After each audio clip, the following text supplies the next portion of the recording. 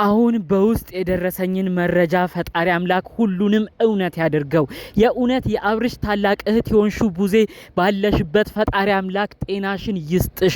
ትክክለኛ ውሳኔ ነው ያደረግሽው። አብርሽን በተመለከተ የተሰማው በተለይ ማታ ቡዜ ስትጨቃጨቅ አይተን ነበረ።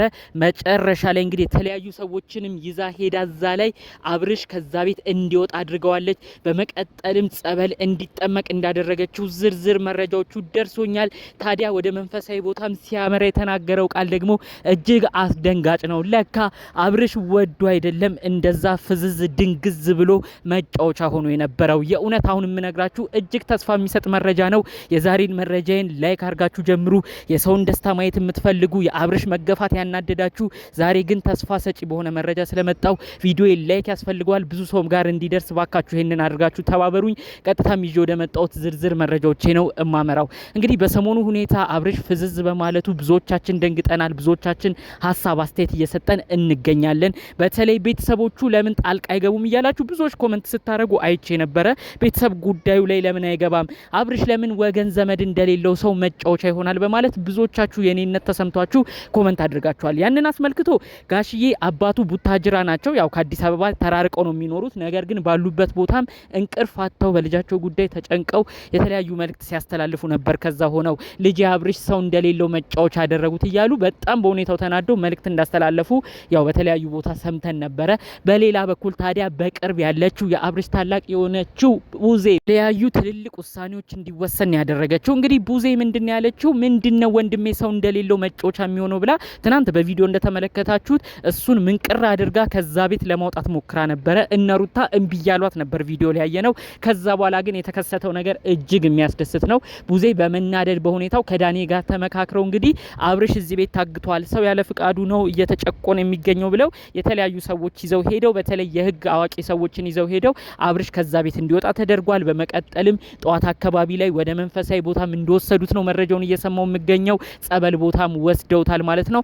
አብርሽ ታዲያ አሁን ላይ ደግሞ አንቺ እህቴ ነሽ አይደለ ያለ ቡዜን ሁሉ ሲጠይቃት እንደነበር ነው መረጃውን የሰማሁት። እስካሁን 2 ቀን 3 ቀን ሴት ነበርኩኝ ምን ውስጥ ነበርኩኝ እያለ እንግዲህ ለራሱ ሁሉ ጥያቄ ሆኖበት ብዙ ጥያቄ እንደጠየቃቸው ነው መረጃውን የሰማሁት። ይህ ማለት በቃ አብርሽ እውነትም ፈዟል፣ እውነትም ያለበትን አያቅም፣ አብርሽ እውነትም ደንዝዟል ማለት ነው። የሚገርማችሁ ልክ መንፈሳዊ ቦታ እንደወሰዱት የመጀመሪያው ጥያቄው የት ነበርኩ 3ቱን ቀን ነበር ሲል እንደነበር በዝርዝር መረጃውን የሰማሁት ማለት ነው። እውነት እንደዚህ አይነት ነገር ላይ ግን እጃችሁ ኖሮበት ከሆነ በተለይ ሩታና ኤፋ እውነት የገዛ ሰዋችሁን የገዛ እናንተን አካል ዘመድ የሆነን ሰው እንደዚህ አፍዝዛችሁ ተጫውታችሁበት ከሆነ የእውነት ይሄ ነገር ለማመን በጣም ከባድ ነው። መጨረሻው ለእናንተ ማጠፊያው ቀላል እንዳልሆነ ነው አስረግጬ የምነግራችሁ። እኔ አንድ ነገር ተጠራጥሬ ነበረ። ብዙ ኦዲየንስ በተለይ ደግሞ የሩታ ወዳጅ አድናቂ የሆኑ ሰዎች አንድ መልእክትን ሲናገሩ ነበር። ልብ ብላችሁ ከሰማችሁ ሩታ አብርሽን አታፈዝም፣ እንደዚህ አይነት ባህሪም የላትም፣ ሩታ ተንኮለኛ አይደለችም። ይሄ ልጅ የፈዘዘ የመሰላችሁ ወደ ነበረበት ቦታ እየነቃ ስለሆነ ነው።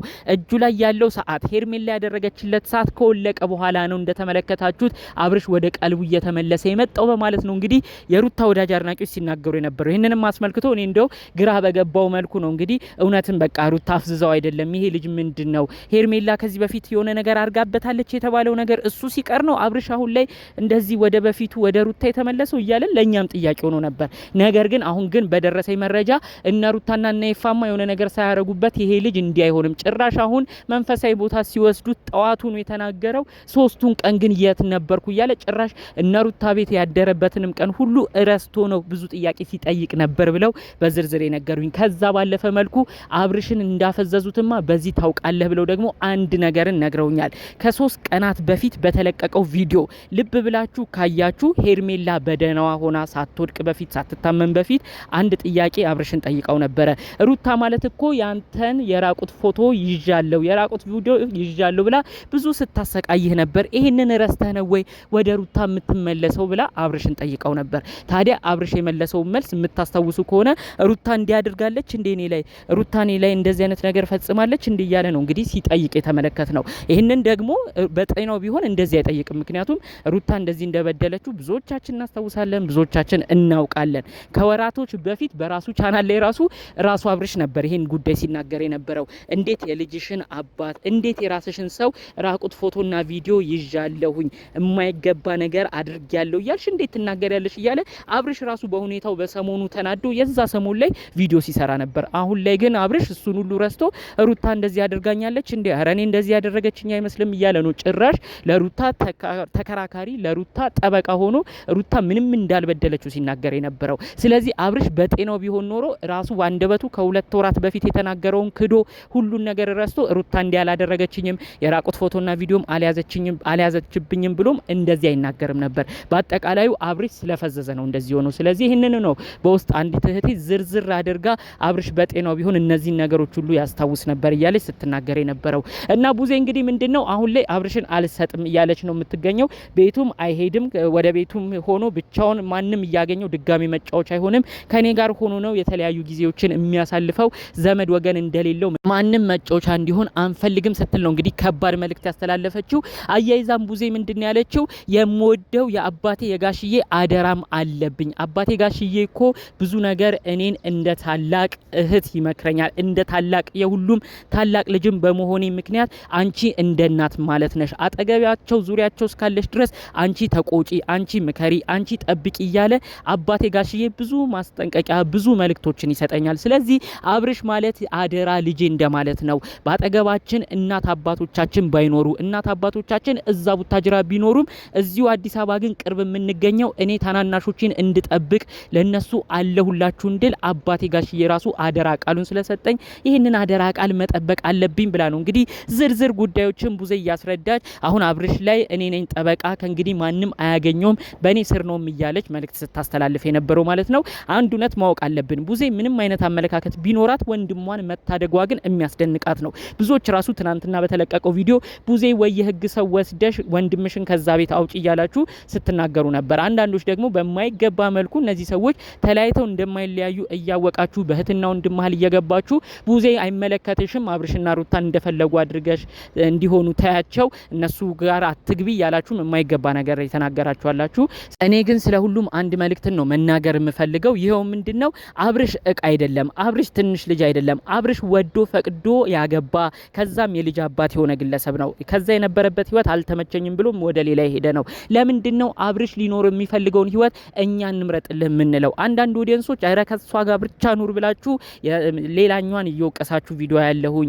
ሌሎች ቤተሰቦችን በተለይ ደግሞ እንደነ ኤፋ ወንድምነን ብለው ስራቸው ግን የወንድም የማይመስል ጭራሽ አብርሽን የሚጎዳ የተለያየ ስራዎችን ሲሰሩ ነው የምንመለከተው። ስለዚህ ግድ አንድ ሰው ከአንድ ጋር ነው የምትኖረው ብሎ አጣብቆ ያንን ሰው ማስጨነቁ ጥሩ ይሆናል ብዬ አላስብም። ሩታም ቢሆን እባክሽ እንደተባለው አብርሽ ላይ የሆነ ነገር አስደርጋችሁ የእውነት እሱን ወደ ትዳሬ ወደ ህይወቴ መልሳለሁ ብለሽ የምታስቢ ከሆነ ይህ አካሄድሽ እንደማያዋጣሽ ነው አሁንም ደግሜ የምነግርሽ። በተለይ እንዳፈዘዛችሁት የሆነ ነገር እንዳደረጋችሁት በደንብ ያወቀ ቀን በእናንተ ያለው ተስፋ ሙሉ ለሙሉ ጨልሞ ጭራሽ አንቺን አያገኝሽም። በምንም ሁኔታ አንቺን ማመንም አይፈልግም። ስለዚህ ይሄን ነገር ጠንቅቀሽ በማወቅ በተለይ ደግሞ አንቺን የሚያከብሩሽን አባቱን ጋሽዬን አክብረሽ በፊት የሚያከብሩሽን እነ ቡዜን የሚሰጡሽን ልዩ ፍቅር አስታውሰሽ መጥፎ ነገር በአብርሽ ላይ ላለማድረግ ሞክሪ። አንድ መጥፎ ነገር የምታደርጊ ከሆነ የምታስከፊው አንቺን የሚያከብሩሽ እነ ጋሽዬንም ጭምር እንደሆነ ይሄንን ነገር ጠንቅቀሽ ለማወቅ እንድትሞክሪ ነው ደግሜ በዚሁ መልእክቴን ማስተላልፈው። ከሰሞኑ ያሉት ጉዳዮች ግን አስመልክቶ እናንተ ምን አይነት ሀሳብ ምልከታ አላችሁ? በተለይ አብርሽ የፈዘዘበት ነገር እስካሁን ሚስጥር ሆኗል። ማን ያፈዘዘው ምንድነው የሆነው? ለሁሉም ጥያቄ የሆነ ጉዳይ ነው። አጠቃላይ ግን እናንተ ምን አይነት ሀሳብ ምልከታ አላችሁ? በኮሜንት በጨዋነት ብታሳውቁኝ ደስ ይለኛል። በሌሎች አዳዲስ መረጃዎቻችን እስክንገናኝ ለዛሬ ይዘን የመጣነው መረጃ ይህን ይመስል ነበረ። ሰላሙን ሁሉ መኝላችኋለሁ። ሰላም